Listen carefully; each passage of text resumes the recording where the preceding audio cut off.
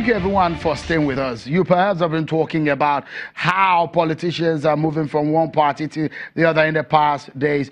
We here at Channels Television and other journalists across the country also, we've been busy trying to report what has been happening. And up to today, we're still seeing loads and loads of defections happening. So tonight, I wanted to get someone who is experienced within the executive arm of government and also an experienced politician in the legislative arm of government to give us a sense of what is happening. And that is what you're getting tonight. We serve you the best way we can right here on the program. So on the panel tonight, we have Dr. Doyin Okupe, a former presidential advisor and a chieftain of the Accord Party. He was also a former PDP member. He has moved also. We have also in our Abuja studio Honorable Wes Idahosa, a lawyer and a former member of the House of Representatives. Let's come to Lagos. At this time, 4 years ago, you were advising a former president on perhaps what to do when 5 governors of his party walked out of his party and several lawmakers also. It was a very turbulent time for him, politically speaking. What were you telling him? I will confess to you, regrettably, I was one of the hardliners who believe that, having done some calculations, they were majorly, the risk we took, the risk I assessed at that time was Kwara, Bukola Saraki, and River State. Kano? No. I'm talking about, moving slightly further down south. Okay, all right. All right. Then the remaining governors were mainly from the north. Okay, and really the north did not really strongly support Jonathan.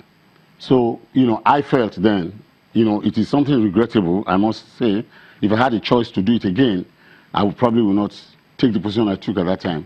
But I am one of those who felt that if they wanted to go, let them go.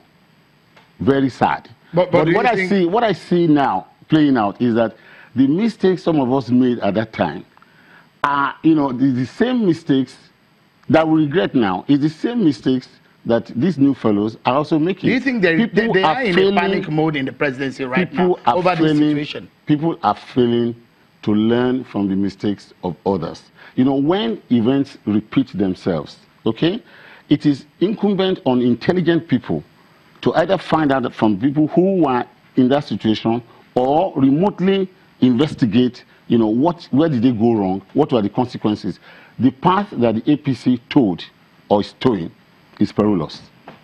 It's perilous. For the PDP, should they be rejoicing? Why not? They are the harvesters they are the harvesters of the fruits of this the fallout of this But you crisis. know what this kind of situation brings to a party? Yeah. When you have disgruntled or aggrieved people move into your camp, they bring the baggage, politically speaking. They do. So should they be rejoicing for that? Especially when PDP say they are trying to rebrand. When NPDP left us and went to join the APC, they also went with their baggage, but their baggage, the effect of their baggage was nothing compared with the dividends, the electoral dividends, which they brought, which totally overpowered PDP.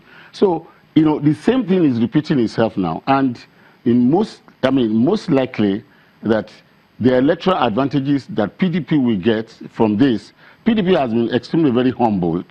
All right, they're very humble, they're very accommodating. They will take any and all persons or parties that are willing to work with them. And that is really what it takes to win. And I think they might just win.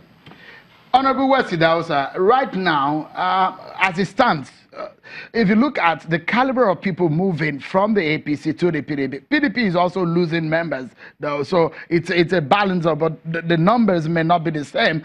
But as it stands right now, where do you think that this may tilt towards the 2019 election? Because considering the characters and the caliber of people moving around. Well, I think that the 2019 elections will be significantly different from the 2015 elections. At the point we are now, it is pretty difficult to imagine the consequences that the defections might bring. And this is because the way the election is likely to be, we might find 2 of the major candidates, perhaps the president who is already known, and maybe the PDP candidate or the coalition candidate, might be from the same part of the country, and same religion, and of course occupying the same geographical space. So you might find out that the defections now will have to be determined by what part of the country that significant gains are made by each party. If there are significant losses in the north, of course, then the president will be eroding his base of power. If there are significant losses in the south, of course, the coalition will be severely threatened. So either way, it's an interesting picture. Interesting. What do you see for 2019, Dr. Okupe? Sure. Let me tell you, I have followed presidential politics in Nigeria since 1999. I have attained some level of understanding of Nigerian politics. 2019, for me, is straightforwardly a battle between Bukola Saraki and Buhari. Would Bukola Saraki possibly have his name on the ballot? If he's wise, he should.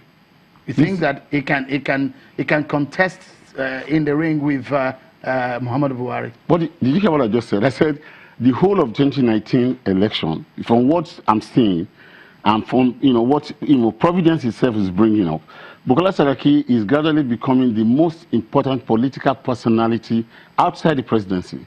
So naturally, what will be orchestrated will be a Bukola Saraki candidacy versus Buhari. It is quite clear. That would be very interesting. Very, very interesting. We will be watching. We're here, as they say 24 hours is a long time in politics. But I really enjoy the benefit of your experience, both of you, astute politicians and experts in their different. No, Dr. Okupe is a medical doctor. I don't know the last time he practiced. But thank you so much for coming on the program. A former presidential advisor, Dr. Doyin Okupe, a former member of the House of Representatives, a lawyer, a policy and governance analyst, Honorable Wesley Dawson. Thank you so much for watching. It's Friday. I don't know how you're going to enjoy yours, but we'll be looking at how we enjoy ourselves on the political team here in Channels. Many thanks for being part of it. I'm Sean Kimberley. Bye-bye.